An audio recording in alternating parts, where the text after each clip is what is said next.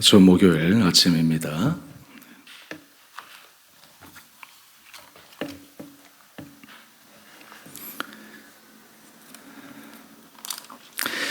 다 함께 찬송가 438장 찬양하겠습니다.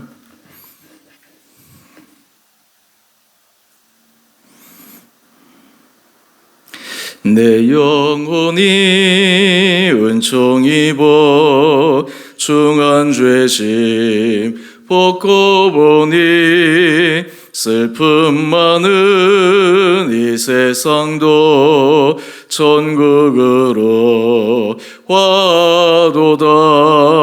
할렐루야 찬양하세. 내 모든 죄 사함받고 주 예수와 동행하니 그 어디나 하늘나라. 주의 얼굴 뵙기 전에 멀리 봬도 하늘나라 내 맘속에 이루어지니 날로 가깝도다. 할렐루야 찬양하세. 내 모든 죄 사함받고 주 예수와 동행하니 그 어디나 하늘나라. 높은 산이 거친 들이 초막이나 궁궐이나 내 주 예수 모신 곳이 그 어디나 하늘나라. 할렐루야 찬양하세. 내 모든 죄 사함받고 주 예수와 동행하니 그 어디나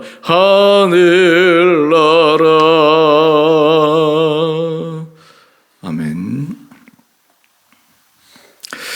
오늘 말씀 갈라디아서 3장 19절에서 29절까지입니다.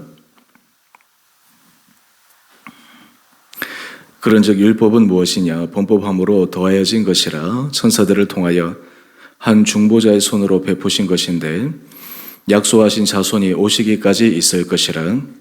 그 중보자는 한 편만 위한 자가 아니나 하나님은 한 분이시니라. 그러면 율법이 하나님의 약속들과 반대되는 것이냐? 결코 그럴 수 없느니라. 만일 너희 살게 하는 율법을 주셨더라면 의가 반드시 율법으로 말미암았으리라. 그러나 성경이 모든 것을 죄 아래에 가두었으니 이는 예수 그리스도를 믿음으로 말미암는 약속을 믿는 자들에게 주려 함이라. 믿음이 오기 전에 우리는 율법 아래에 매인 바 되고 계시될 믿음의 때까지 갇혔느니라. 이같이 율법이 우리를 그리스도께로 인도하는 초등교사가 되어 우리로 하여금 믿음으로 말미암아 이롭다함을 얻게 하려 함이라. 믿음이 온 후로는 우리가 초등교사 아래에 있지 아니하도다. 내가 다 믿음으로 말미암아 그리스도 예수 안에서 하나님의 아들이 되었으니 누구든지 그리스도와 합하기 위하여 세례를 받은 자는 그리스도로 옷 입었느니라. 너희는 유대인이나 헬라인이나 종이나 자유인이나 남자나 여자나 다 그리스도 예수 안에서 하나이니라. 내가 그리스도의 것이면 곧 아브라함의 자손이요 약속대로 유업을 이을 자니라. 아멘. 좋은 목요일 아침입니다. 우리는 성경을 볼 때 큰 맥락에서 성경을 바라보아야 합니다. 성경의 가장 주 타겟, 주 목표가 어디로 향하고 있을까요? 바로 예수 그리스도이십니다. 구약 성경은 오실 예수님에 대해서 말씀하시고 또 율법으로 인해서 많은 사람들이 도저히 하나님께서 원하시는 의의 길에 이를 수 없다라고 하는 것을 분명하게 보여준 것이 구약 말씀이요. 이것을 넘어설 수 있는 새로운 길, 생명의 길, 어느 누구에게도 예외 없는 그 길이 오직 예수 그리스도를 통해서 우리에게 주어진다라고 하는 것이 성경 전체의 가장 중요한 맥락입니다.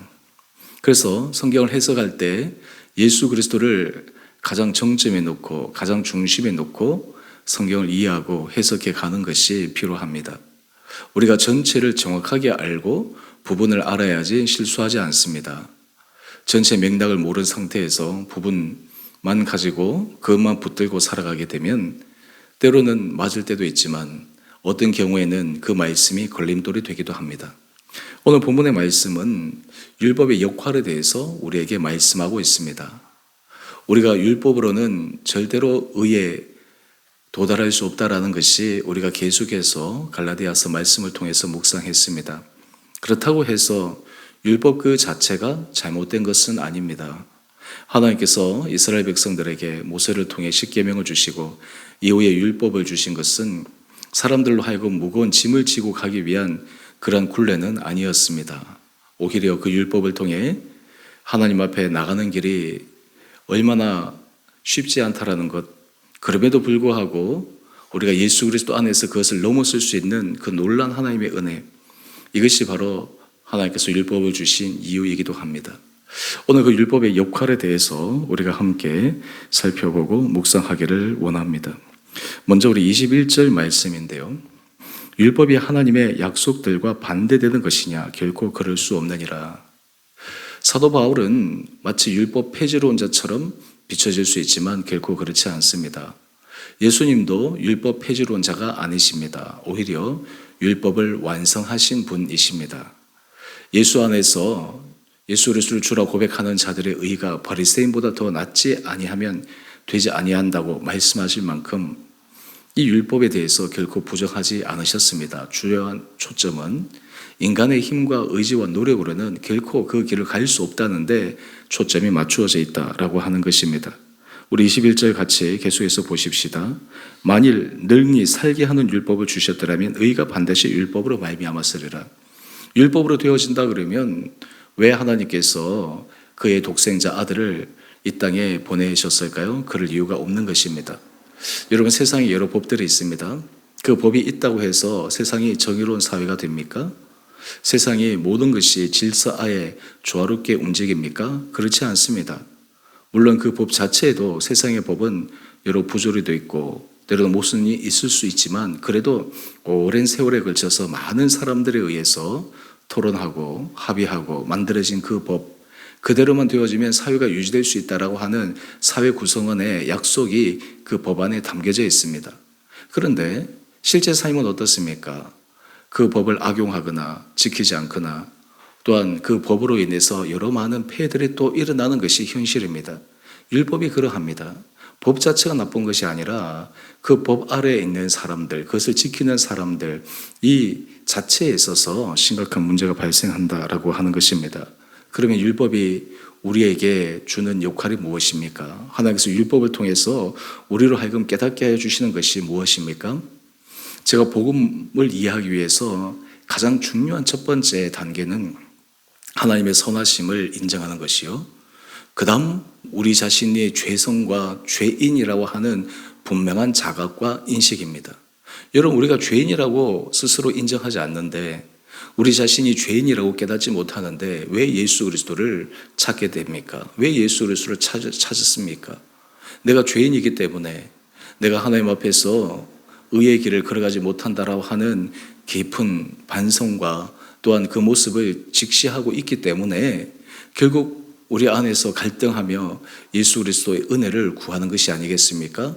아무리 성품이 좋은 사람도 아무리 훈련이 잘 되어져 있는 사람도 우리가 결코 율법의 의 아래서는 의롭게 살아갈 수가 없습니다. 구약의 여러 인물들을 한번 보십시오. 많은 신앙 안에서 훌륭한 사람들, 참 우리와 비교할 수 없을 정도로 믿음의 선한 길을 걸어갔던 사람들, 그럼에도 그들에게는 인간적인 약점들이 다 있었습니다. 아브라함도 그러했고 이삭도 그러했고 야곱은 말할 필요도 없고 하여튼 이 모든 사람들을 통해서 다 인간적인 약점이 그 가운데 드러나 있습니다. 왜 그렇습니까? 인간의 한계, 인간의 연약함이 바로 이 율법을 통해서 드러나기 때문입니다. 그러면 이 율법이 우리에게 주는 가장 중요한 역할, 바로 22절 말씀인데요. 성경이 모든 것을 죄 아래에 가두었으니, 여러분, 율법을 통해 우리는 내가 죄인이구나, 내가 이것이 하나님 앞에 의롭지 못한 것이구나 깨닫게 됩니다. 사람에게 있어서 중요한 것은 삶의 기준점이 잘 잡혀야 됩니다. 삶의 기준이 없으면 내가 뭘 잘못했는지, 내가 뭘 실수했는지 알지 못합니다. 세상의 법도 그러지 않습니까? 여러 법들이 있어야지 내가 이 법에 저촉됐는지 저촉되지 않는지 그것을 아는 것처럼 말이죠. 만약에 그런 기준이 없다면 잘못을 해도 왜 잘못했다라고 얘기하냐라고 반박할 수 있을 것입니다. 하지만 율법은 우리로 하여금 하나님의 선하심과 또한 동시에 우리 자신의 죄성이 얼마나 심각한가, 얼마나 우리 힘으로는 고칠 수 없는가라고 하는 것을 적나라하게 보여주는 역할을 하게 됩니다. 그래서 이 성경 율법은 우리를 죄 아래 서 있다고 하는 것을 분명하게 자각시켜 줍니다. 우리가 복음의 은혜를 경험하기 위해서는 이 자각이 정말 필요합니다. 왜 우리가 예수 그리스도를 인격적으로 만나지 못할까요? 또한 왜 예수 그리스도 앞에 우리가 온전히 나가지 못할까요? 우리도 모르는 우리 마음 깊은 곳에는 내가 죄인이다 라고 하는 이 생각을 잊어버리기 때문입니다. 나는 정당하다고, 나는 올바르다고, 사람과의 관계 속에서도 그러하면 또 문제가 생길 수 있겠지만 더 중요한 것은 하나님 앞에서도 그렇게 생각한다라는 것입니다. 실제로는 그렇지 않은데, 여러분, 이것이 심각한 문제인 것이죠. 사람은 문제가 있게 되면 그 다음에 해결책을 생각하게 됩니다. 우리가 죄 가운데 있을 때 그 죄의 무서움과 그 죄로 인해서 일어나는 결과에 대해서 우리가 분명하게 알게 될 때 어떻게 하면 거기서 벗어날 수 있을까? 어떻게 하면 그것을 넘을 수 있을까? 오직 그 길은 예수 그리스도의 십자가의 복음밖에 없다라고 하는 것을 더 절실하게 느끼게 되는 것입니다. 이것이 율법의 역할입니다. 그래서 23절 말씀인데요.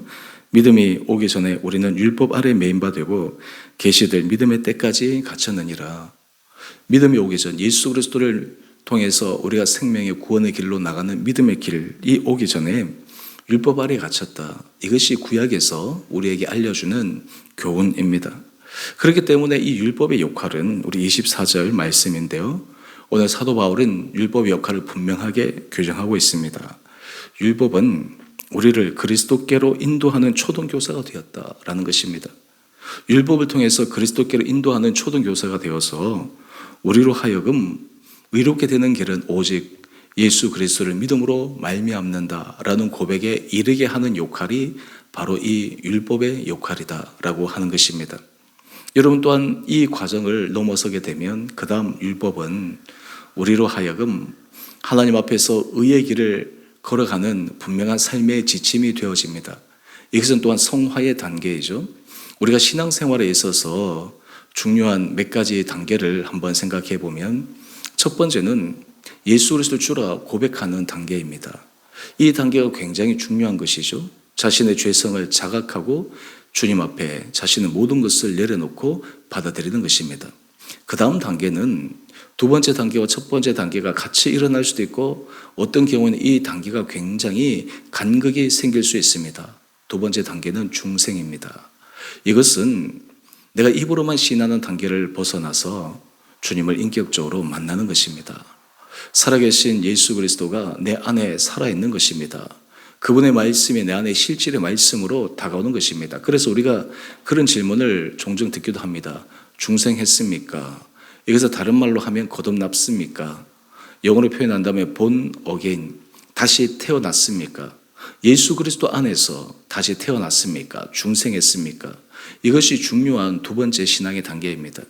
여러분, 이렇게 중생의 단계를 거치게 되면 그 다음 마음에 일어나는 열망은 성화의 단계로 나가게 됩니다.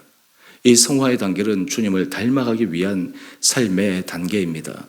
이전에는 내 힘으로, 내 의지로 그 길을 걸어가려고 했다면 이제는 성령님의 인도하심과 내주하심, 예수 그리스도 앞에 붙잡혀된 그 삶을 통해서 완전히 성화의 길을 걸어갑니다. 마지막 최종의 단계는 무엇일까요? 바로 영화의 단계입니다. 성화를 통해서 거의 정점에 도달하는 것이죠. 주님과 완전히 합치된, 일치된 그 단계를 의미합니다. 물론 우리가 이 신앙생활에 있어서 이 땅에서 내가 육신을 갖고 있을 때 이 영화의 단계까지 갈 수 있느냐? 여기에는 많은 신학적 이론들이나 의견들이 있기 마련입니다. 근데 우리가 실질적으로 생각해 보면 참 이 세상에서 그것을 완벽하게 이룬다라고 하는 것이 결코 쉽지 않다라고 하는 것들을 생각해 봅니다. 여기에서 오늘 지금 이 율법의 역할이 어디에서 역할을 하고 있느냐? 바로 첫 번째 단계라는 것입니다. 우리가 율법 아래 살아갈 때는 예수 그리스도를 통해서 우리의 삶이 믿음 안에서 새롭게 시작하는 첫 출발, 이것을 인도하는 바로 초등교사라고 하는 역할입니다. 여러분, 이 초등교사를 통해서 우리는 예수 그리스도의 믿음, 예수 그리스도 안에 살아가는 것이 얼마나 중요한가라고 하는 것들을 깨닫게 됩니다. 여러분, 우리가 말씀을 배우고 말씀을 묵상하고 우리 말씀을 통해서 우리 삶을 점검함으로 말미암아 우리 안에 예수 그리스도 안에서 내가 살아야 되겠다.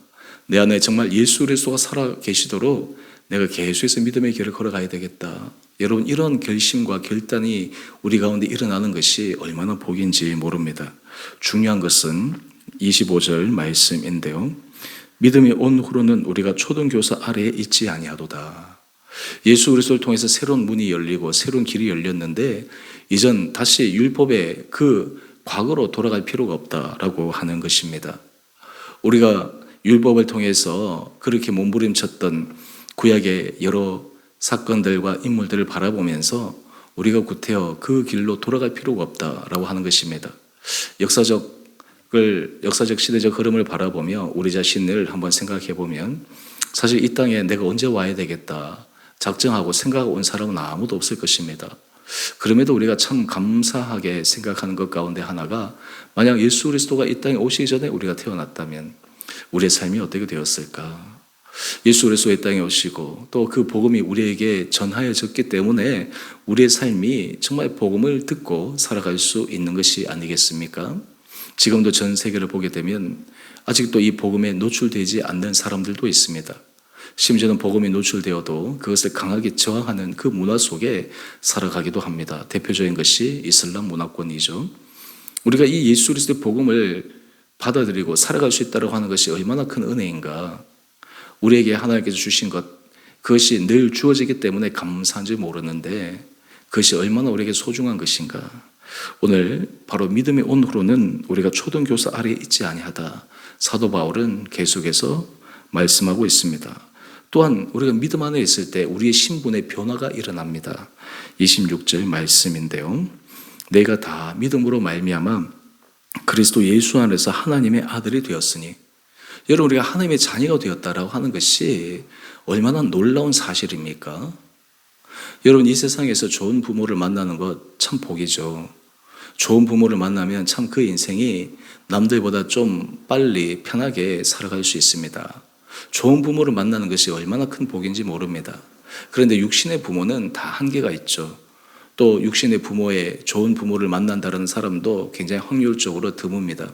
어떤 사람들은 왜 나는 좀 더 좋은 부모를 만났으면 좋았을 터인데 이런 아쉬움을 가지고 있는 분들도 있을 것입니다. 그런데 우리가 예수 그리스도 안에 있을 때 우리는 온 천지 만물의 주관자이신 하나님의 자녀가 됩니다. 하나님의 자녀가 된다라고 하는 것을 우리는 어떻게 이해할 필요가 있을까요? 하나님께서 우리의 모든 것들을 주장하시고 주관하시고 우리의 필요를 채우시고 우리를 인도하시는 분이시다라고 하는 것입니다. 든든한, 어떻게 보면 뒷배라는 표현이 좀 적절한지는 모르겠지만 우리 마음에 든든한 그 대상이 생기는 것입니다. 또한 27절 말씀을 한번 보십시오. 누구든지 그리스도와 합하기 위하여 세례를 받은 자는 그리스도로 옷 입었느니라. 하나님의 자녀가 되고 그리스도와 함께 연합하여 살아가는 삶을 살아갈 수 있는 길이, 이것이 바로 믿음을 통해서 우리에게 주어지는 역할이요 또한 은혜입니다. 여러분 그럴 때 사도 바울이 얘기합니다. 우리 28절 말씀인데요. 유대인이나 헬라인이나 종이나 자유인이나 남자나 여자나 다 그리스도 예수 안에서 하나이니라. 당시 고대 사회에서 이 신분상의 차별과 그리고 나눔, 이런 것들이 예수 그리스도 안에서 다 타파되어지고 예수 그리스도에서 하나가 되어질 수밖에 없다라고 하는 것을 말씀하고 있는 것입니다. 여러분 우리가 계속해서 갈라디아 말씀을 통해 우리는 율법으로 살아가는 삶을 추구하는가 아니면 믿음으로 살아가는 삶을 하나님 앞에 구하며 은혜를 구하고 있는가? 여러분, 이 율법으로 살아가는 삶과 제가 아까 전에 신앙의 단계에서 성화의 삶과는 분명히 구분되어져야 합니다. 우리가 예수 그리스도 안에서 살아갈 때 우리의 삶이 의의 길로, 성화의 길로, 온전한 길로 나갈 수 있게 됩니다. 여러분, 오늘 이 말씀을 통해 우리의 삶의 자리에서도 자칫 잘못하면 다시 율법으로 돌아가고자 하는 그런 마음의 생각들이 일어날 때가 있습니다. 제가 예전에 설교할 때도 말씀을 드렸지만 율법으로 살아가는 사람의 주체는 자기 자신입니다. 하지만 믿음으로 살아가는 사람은 그 삶의 주체가 자신이 아니라 그 안에 살아계신 예수 그리스도이십니다. 오늘 우리의 삶의 자리에 주님, 제가 예수 그리스도를 주라 고백하며 믿음으로 살아가는 은혜를 허락하여 주십시오. 하나님의 자녀로 살아가는 것이 얼마나 큰 특권이요, 얼마나 축복이요, 감사인지 그것을 고백하며 살아가게 하여 주십시오. 이러한 신분의 분명한 변화, 신분의 확실한 은혜를 깨닫는 순간 우리는 삶의 자리에 감사로, 기쁨으로 걸어갈 수 있으리라 생각합니다. 오늘 이 말씀을 통해 우리 온 사랑하는 성도들이 정말 예수 그리스도 안에 정말 축복의 자녀이며 또한 우리를 의의 길, 성화의 길로 인도하시는 주님의 손에 붙잡힌 바 되어 오늘도 믿음의 힘찬 경주를 하시는 복된 하루 되시기를 주님의 이름으로 축원드립니다. 함께 기도하겠습니다. 사랑의 주님, 참으로 감사합니다. 우리의 삶의 자리가 우리의 힘으로 주의 말씀을 지킬 수 없다라는 것을 철저하게 고백하며 오늘 말씀 묵상을 통해 초등교사로서의 율법, 그것을 뛰어넘어 예수 그리스도 믿음으로 말미암아 진정한 생명의 길로 걸어가는 우리 온 성도들 되게 하여 주옵소서. 오늘 이 하루도 주님과 동행하는 복된 하루 되게 하여 주시고 우리의 생각과 우리의 마음을 주장하여 주시고 주님의 주시는 선한 생각, 주님의 주시는 지혜로 우리의 삶의 걸음걸음들을 잘 걸어가게 하여 주셔서 우리가 정말 주님 앞에 축복받는 거룩한 인생이 되며 그러한 삶을 통해 많은 사람들에게 예수 그리스도의 복음을 전하는 귀한 도구로서 죄를 사용하여 주옵소서. 우리 성도들의 모든 형편 가운데 주님께서 친히 주장하여 주셔서 때로는 힘들고 어려운 그 시간들을 통해 살아계신 주님의 은혜를 경험하게 하여 주시고 특별히 우리 자녀들을 주님 눈동자처럼 지켜주시고 은혜 가운데 붙들어 주시고 고3 수험생들을 주님 온전히 아름답게 인도하여 주셔서 앞으로 모든 걸음걸음마다 정말 주님 앞에 영광 올려드릴 수 있는 거룩하고 복된 자녀 되게 하여 주옵소서. 우리 주원의 교회를 축복하여 주시고 이 교회가 성령의 충만한 은혜로 정말 주의 몸된 교회를 사랑함으로 이 교회가 주의 말씀 앞에 온전히 순종함으로 주의 거룩한 교회로 만들어지고 세워지는데 우리 온 성도들이 한 분 한 분들 예외 없이 귀하고 아름답게 쓰임받게 하여 주옵소서. 오늘 한나하루 삶 우리의 전 삶을 주께서 온전히 주장하여 주시고 인도하여 주시기를 우리 사랑하신 예수님 이름으로 감사기도 드리옵나이다. 아멘. 하늘에 계신 우리 아버지, 아버지의 이름을 거룩하게 하시며 아버지 나라가 오게 하시며 아버지의 뜻이 하늘에서와 같이 땅에서도 이루어지게 하소서. 오늘 우리에게 일용할 양식을 주시고 우리가 우리에게 잘못한 사람을 용서하여 준 것 같이 우리의 죄를 용서하여 주시고 우리를 시험에 빠지지 않게 하시고 악에서 구하소서. 나라와 권능과 영광이 영원히 아버지의 것입니다. 아멘. 오늘도 믿음으로 승리하시는 복된 하루 되시기를 바랍니다.